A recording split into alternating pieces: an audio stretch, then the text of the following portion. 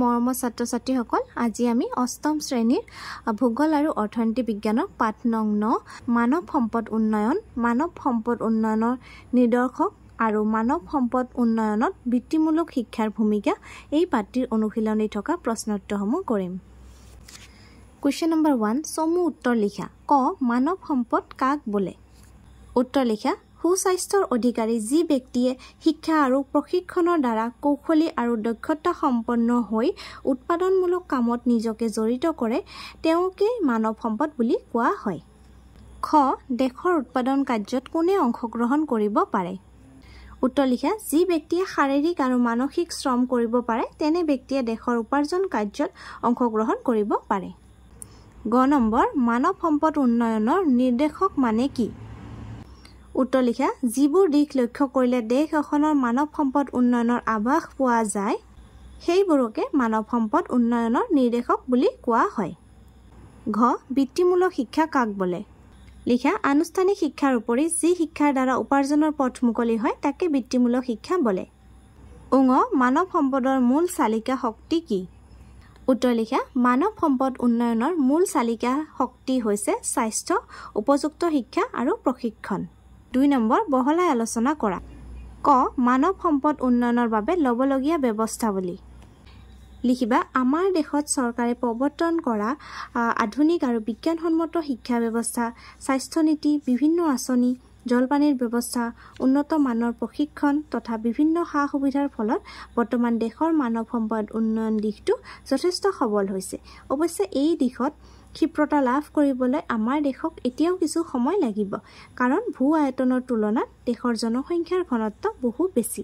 ইমান সংখ্যক মানুহক একেলগে উপযুক্ত শিক্ষা, খাদ্য, বাসস্থান, কৰ্মসংস্থান আৰু স্বাস্থ্যৰ সুবিধা প্ৰদান কৰাটো বৰ সহজ কাম নহয়। এইখিনিলৈকে লিখি দিবা। খ মানৱ সম্পদ উন্নয়নৰ নিৰ্দেশকসমূহ। এইটো উত্তৰ লিখিবা মানৱ সম্পদ উন্নয়নৰ নিৰ্দেশকসমূহ হ'ল 1 নম্বৰ কি লিখিবা শিক্ষাৰ হাৰ। এই শিক্ষাৰ হাৰৰ ভিতৰত কি লিখিবা প্ৰকৃত শিক্ষাই জ্ঞান আৰু দক্ষতা বৃদ্ধি কৰে। জ্ঞান আৰু দক্ষতা বৃদ্ধি কৰিব পৰা শিক্ষাৰ যোগেদি শিক্ষিতৰ হাৰ বঢ়াব পৰাটোৱে মানৱ সম্পদৰ উন্নয়নৰ কথা সূচায়। 2 নম্বৰ লিখিবা জীৱনৰ প্ৰত্যাশা। এটি শিশু জন্মৰ পাছৰ পৰাই কিমান বয়সলৈ সুস্থ সবলভাৱে জীয়াই থাকে তাকে জীৱন প্ৰত্যাশাই নিৰ্ণয় কৰে। এই প্ৰত্যাশা যিমান বেছি হ'ব মানুহক সম্পদলৈ ৰূপান্তৰ কৰাৰ হাৰো সিমান বেছি হ'ব। 3 নম্বৰ লিখিবা জন্মকালীন শিশুৰ মৃত্যুৰ হাৰ। এখন দেশত জন্মকালীন শিশু মৃত্যুৰ হাৰ হ্ৰাস হোৱাটো সেই দেশখনৰ মানৱ সম্পদ উন্নয়নৰ আন এটি প্ৰধান নিৰ্দেশক হিচাপে বিবেচিত হয়। 4 নম্বৰ জনমূৰি আয়। দেশ এখনৰ মুঠ ৰাষ্ট্ৰীয় আয়ক দেশখনৰ মুঠ জনসংখ্যাৰে হৰণ কৰিলে যি আয় উপলব্ধি হয় তাক জনমূৰি আয় বোলা হয়। জনমূৰি আয় বৃদ্ধি পোৱাটোৱে মানৱ সম্পদ উন্নয়নৰ কথাকে সূচায়। 5 নম্বৰ বিদ্যালয় ভৰ্তি আৰু বিদ্যালয় এৰাৰ হাৰ। প্ৰাথমিক স্তৰৰ পৰাই উচ্চ শিক্ষাৰ স্তৰ পৰ্যন্ত বিদ্যালয় মহাবিদ্যালয়সমূহত ছাত্ৰ-ছাত্ৰীৰ ভৰ্তিকৰণৰ হাৰ, উচ্চ শিক্ষা আৰু বিদ্যালয় বা মহাবিদ্যালয় এৰাৰ হাৰ নিম্ন হোৱাটো মানৱ সম্পদ উন্নয়নৰ আন এটি উল্লেখযোগ্য নিৰ্দেশক। 6 নম্বৰ প্ৰতিষেধক টিকাকৰণৰ হাৰ। প্ৰতিষেধক টিকাকৰণে শিশুৰ স্বাস্থ্য আৰু দীৰ্ঘ জীৱনৰ সুৰক্ষা প্ৰদান কৰে। সেয়েহে প্ৰতিষেধক টিকাকৰণৰ হাৰক মানৱ সম্পদৰ নিৰ্দেশক হিচাপে বিবেচনা কৰা হয়। এই 6টা পইণ্ট লিখিবা। যদি নম্বৰ কম থাকে কমকৈ লিখিবা আৰু যদি নম্বৰ বেছি থাকে গোটেইকেইটা লিখি দিবা। গ মানৱ সম্পদ উন্নয়ন আৰু বৃত্তিমূলক শিক্ষাৰ মাজত থকা সম্পৰ্ক। উত্তৰ লিখিবা দৰিদ্ৰতাই মানৱ সম্পদ উন্নয়নৰ বাধাৰ সৃষ্টি কৰে। উচ্চ শিক্ষা গ্ৰহণ কৰাৰ পাছত চৰকাৰে সকলো শিক্ষিত ব্যক্তিকে চাকৰি যোগান ধৰাটো সম্ভৱ নহয়।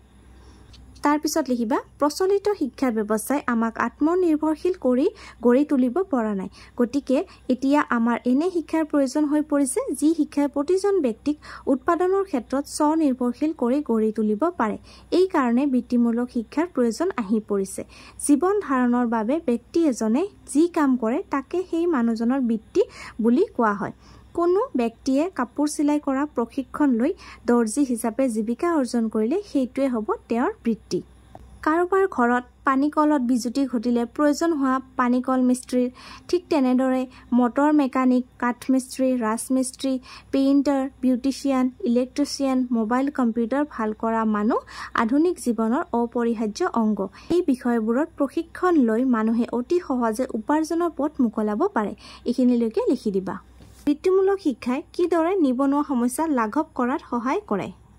উত্তৰ লিখা। নিবনুৱা সমস্যা বুলিলে ব্যক্তিৰ কৰ্মহীন অৱস্থাক বুজায়। এনে নিবনুৱা সমস্যাই এটা অঞ্চল বা এখন দেশৰ যথেষ্ট আহুকালৰ সৃষ্টি কৰে। গতিকে নিবনুৱা সমস্যা সমাজৰ পৰা আঁতৰ হোৱাটো সকলোৰে কাম্য। এই ক্ষেত্ৰত বৃত্তিমূলক শিক্ষাই এক বিশেষ ভূমিকা পালন কৰে। বৃত্তিমূলক শিক্ষাই মানুহক উপাৰ্জনক্ষম লগতে স্বনিয়োজনৰ পথ মুকলি কৰি দিয়ে। এইখিনি লিখি দিবা। 3 নম্বৰ, শুদ্ধ অশুদ্ধ নিৰ্ণয় কৰা। ক, প্ৰাকৃতিক সম্পদৰ বৃদ্ধি হ'লে দেশৰ উৎপাদন বৃদ্ধি হয়। এইটো কি অশুদ্ধ কথা। মানুহ মাত্ৰই মানৱ সম্পদ নহয়, এইটো শুদ্ধ। জনসংখ্যা বৃদ্ধিয়ে মানৱ সম্পদৰ বৃদ্ধি হোৱা নুবুজায়, এইটোও শুদ্ধ। উচ্চ জীৱন প্ৰত্যাশাই অনুন্নত মানৱ সম্পদক সূচায়, অশুদ্ধ। উঙ, ৰাষ্ট্ৰীয় আয়ৰ বৃদ্ধিয়ে দেশ এখন স্বাৱলম্বী হোৱাত সহায় কৰে, এইটো শুদ্ধ। জন্মকালীন শিশুৰ মৃত্যুৰ হাৰে মানৱ সম্পদ উন্নয়নত বাধাৰ সৃষ্টি কৰে, এইটোও শুদ্ধ। 4 নম্বৰ, খালী ঠাই পূৰ কৰা। ক, এখন দেশৰ উৎপাদন প্ৰক্ৰিয়াৰ এক অন্যতম কাৰক হ'ল শ্ৰম, য'ত অংশগ্ৰহণ কৰিব পাৰে একমাত্ৰ কি মানুহে। ইয়াতে লিখিবা মানুহে। খ, দেশ আয়ৰ বৃদ্ধিয়ে, ইয়াত কি হ'ব ৰাষ্ট্ৰীয়, কি হ'ব ৰাষ্ট্ৰীয় আয়ৰ বৃদ্ধিয়ে দেশ এখনৰ স্বাৱলম্বী হোৱাত সহায় কৰে, স্বাৱলম্বী হোৱাত সহায় কৰে। গ, উচ্চ শিক্ষা গ্ৰহণ কৰাৰ পিছত চৰকাৰে সকলো শিক্ষিত ব্যক্তিকে কি কৰিব নোৱাৰে, চাকৰি যোগান ধৰাটো সম্ভৱ নহয়। দেশ শিক্ষা মানৱ সম্পদ উন্নয়নৰ গুণগত শিক্ষা মানৱ সম্পদ উন্নয়নৰ প্ৰাথমিক সোপান। বৃত্তিমূলক শিক্ষাই মানুহক অকল উপাৰ্জনক্ষম নকৰে, তাৰ লগে লগে দেশৰ নিবনুৱা সমস্যা লাঘৱ কৰি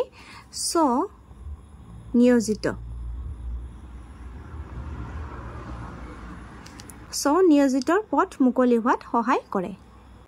5 নম্বৰ, চমুটকা লিখা। মানৱ সম্পদ। ইয়াৰ উত্তৰ প্ৰথমতে মানৱ সম্পদখিনি লিখি ল'বা।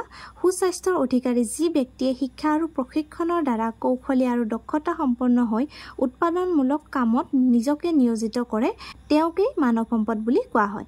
এইখিনি লিখিবা। তাৰপিছত কি লিখিবা, সম্পদ হিচাপে বিবেচিত হ'বলৈ হ'লে মানুহক উন্নত মানৰ জীৱন নিৰ্বাহৰ বাবে প্ৰয়োজনীয় শিক্ষা আৰু প্ৰশিক্ষণ প্ৰাপ্ত হোৱাৰ লগতে সুস্বাস্থ্যৰ অধিকাৰী হ'ব লাগিব।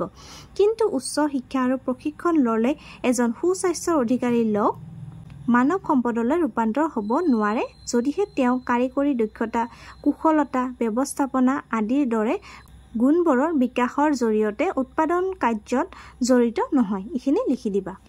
খ, মানৱ সম্পদ উন্নয়ন।